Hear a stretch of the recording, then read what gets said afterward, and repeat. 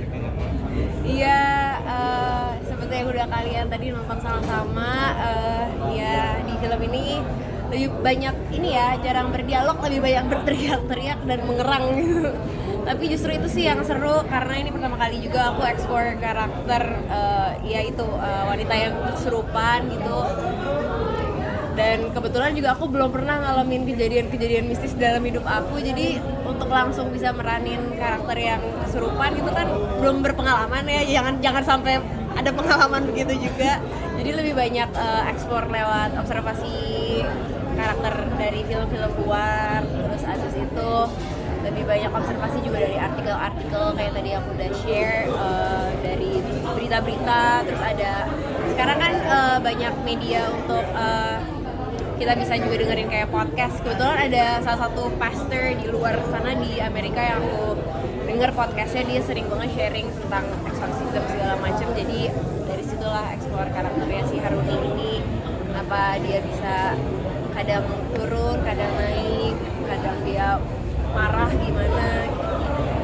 Ini pertama kali pertimbangannya apa gitu misalnya kita mau nerima? Pertimbangannya waktu aku ditawarin peran Haruni ini, kan dikirimin skripnya, baca terus kayak menarik banget seperti yang tadi aku bilang, karena kan ya sebagai aktris kan pasti kita pengen banyak explore karakter-karakter yang berbeda-beda gitu. Dan ini pertama kalinya aku dapet tawaran karakter yang tadi aku bilang kesurupan gitu kan. Tapi pas aku baca lagi keseluruhan ceritanya, alasan kenapa dia bisa sampai pasang susuk dan pada akhirnya membawa petaka dia kesurupan itu, niatannya tuh sebenarnya baik. Jadi dia adalah karakter yang unik banget menurut aku, hatinya baik tapi salah pilih jalan aja sampai akhirnya terjadilah si petaka itu menimpa dia sampai dia kesurupan. Nguras energinya seperti apa sih pas syuting? Wah, banyak perjuangannya sih karakter Haruni ini. Pas kita syuting tuh kebetulan syutingnya kebalik, jadi karena nggak begitu banyak scene siang kan, jadi kebanyakan scene aku itu malam. Jadi perjuangannya adalah kita tiap hari mulai start itu justru menjelang gelap, jadi callingannya tuh biasanya jam 5 sore karena make upnya lumayan lama.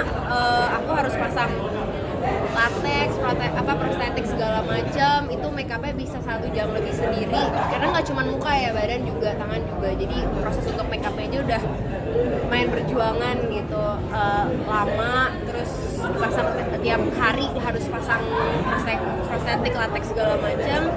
Terus syutingnya ya itu jamnya nggak normal, dimulai abis maghrib sampai menjelang terang. Jadi bener-bener jam tidurnya tuh kita kebalik semua di lokasi. Terus abis itu ya kalian lihat sendiri, mayoritas kalau aku muncul, kalau nggak teriak, ngamuk, ngerang, pokoknya kebanyakan harus main di gesture yang kayak gesturnya besar gitu, yang kayak aku harus, karena diikat terus kan dia, jadi kayak harus banyak ngamuk gitu. Dan nggak mungkin kan gerakannya bisa totalitas kalau aku juga nggak bener-bener full gerak gitu kan. Jadi ya biru-biru semua karena kan numpuk di lantai ya, lantainya lantai kayu. Jadi emang pas selesai syuting ini hampir tiap hari kaki aku pasti biru gitu. Tapi nggak apa-apa, besokannya jadinya efeknya nggak terlalu banyak karena udah biru beneran kakinya. Jadi ya itu sih, sama suara sering habis. Jadi hampir setiap kali habis take aku pasti minum. Jadi selama syuting aku minum air hangat, teh hangat, terus sedia obat tenggorokan gitu setiap hari. Enggak sih, enggak, kalau dibilang kapok enggak sama sekali. Lihat hasilnya senang, jadi jerih payahnya terbayarkan lah. Jadi sebagai pemain ya kita senang lah kalau misalkan walaupun kita perlu bersusah payah tapi hasilnya bisa believable gitu, kalian semua ngeliatnya bisa percaya gitu kalau misalkan aku bener-bener kesurupan di film itu, berarti kan tandanya nggak sia-sia kayak yang dihasilkan. Jadi kalau dapat karakter next time yang kayak gini lagi atau lebih ekstrim lagi, malah seneng. Semoga bisa explore karakter baru lagi yang lebih bagus lagi dan bisa deliver lebih bagus lagi. Dapat pengalaman mistis apa di Gunung Salak? Nggak ada sih. Aku sih bersyukur banget, puji Tuhan aku nggak pernah seumur hidup aku ngalamin kejadian-kejadian aneh. Jadi kalau ngelihat orang kesurupan pernah. Tapi kalau aku yang ngalamin, aku yang kesurupan. Aku pingsan aja seumur hidup belum pernah. Jadi nggak tahu rasanya, tapi aku pernah lihat orang kesurupan waktu syuting sinetron dulu. Karena sering syutingnya di hutan, jadi sering banget ada yang kesurupan gitu, they're extra crew gitu. Jadi udah pernah lihat untungnya, jadi aku tahu tuh orang kesurupan, langsung pernah lihat kayak gimana gitu. Tapi ngerasain sendiri pengalaman mistis ke akunya sih belum pernah gitu, jangan sampai sih. Kemarin syuting juga, puji Tuhan aku nggak ada ngalamin apa-apa sih. Misal ini kan 2023 akhirnya kamu tadi kan disebut film horor perdana juga ya? Oh enggak. Oh enggak, kirain perdana. Mungkin apalagi sih peran-peran yang masih ingin dikejar oleh seorang Michelle Joan ketika sudah mencoba drama, terus di horor, terus apa?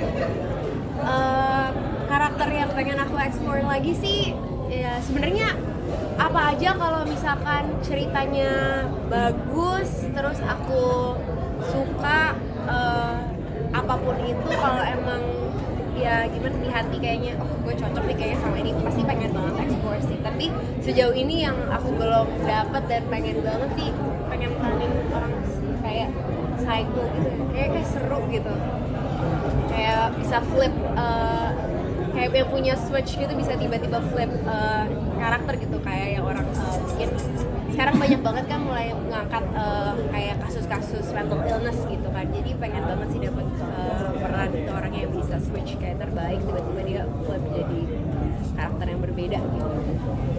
Tapi kalau seorang Michelle Joan ketika mendapatkan karakter baru lagi, memulai dari nol laginya, itu sulit nggak sih? Ya kebetulan kan ya namanya karakter baru kan memang ya berarti tandanya kita harus observasi lagi sama peran tersebut gitu kan. Kita harus banyak cari tahu kira-kira gimana caranya kita bisa deliver peran ini supaya believable kayak aku bilang tadi, supaya orang bisa percaya gitu. Jadi banyak sharing juga sama teman-teman pemain yang lain yang mungkin pernah juga explore karakter seperti itu, terus yang lebih berpengalaman. Dan di lokasi kan juga sering sharing pasti sama sutradara, sama produser, kira-kira kayak gimana nih enaknya dimaininnya perannya, karakter harus seperti apa. Aku perlu kayak sama untuk film ini sama kayak ini kayak dikasih list nonton ini kayak gitu. Jadi ya lebih banyak ke sharing aja sih. Misal dukungan dikasih kamu gimana sih ketika ngeliat Michelle yang tidak cantik ya, maksudnya di bulan ini? Oh dia belum nonton. Oh belum nonton. Belum nonton. Tapi belum dikasih tahu juga bakal main di film ini. Oh tahu. Dia tahu, tapi dia belum nonton. Kan tadi kita sama-sama nonton pertama, belum. Jadi dia belum nonton. Kali kasih bocoran gitu ke dia gitu. Dia tahu pas syuting. Bocoran ya tahu lah, kan di lokasi kan maksudnya pasti kan kabar-kabaran, sebentar aku kirim video muka aku lagi hancur Ya, gitu kan. Nah itu Dia tanggapan dia seperti apa? Gak gimana sih, dia biasa aja. Ya cuman yang memberi semangat aja. Aku bilang kayak dia kan tahu syutingnya ke Bali gitu kan, jadi jarang komunikasi karena biasanya aku kayak kita di Gunung Salak kan, terus syutingnya ke Bali, jadi aku kelar syuting ya tidur gitu kan. Cuman pas lagi syuting paling malam kabar-kabaran, kirim foto mukanya lagi hancur gitu. Dia ya supportive sih gitu. LDRan gimana sih? Aku nggak LDRan. Nggak ada. Kemarin yang ke Amerika tuh yang Udah nggak. udah. Itu udah lama. Udah berapa tahun yang lalu. Oke. Berarti pas syuting nggak ditemenin sama pacarnya? Enggak. Emang nggak minta? Enggak. Kan kita semua nginep di Gunung Salak. Jadi benar-benar syutingnya di sana dan biar lebih dapat karakternya kan kita semua benar-benar ya udah sama-sama bareng-bareng pemain semua kita di sana.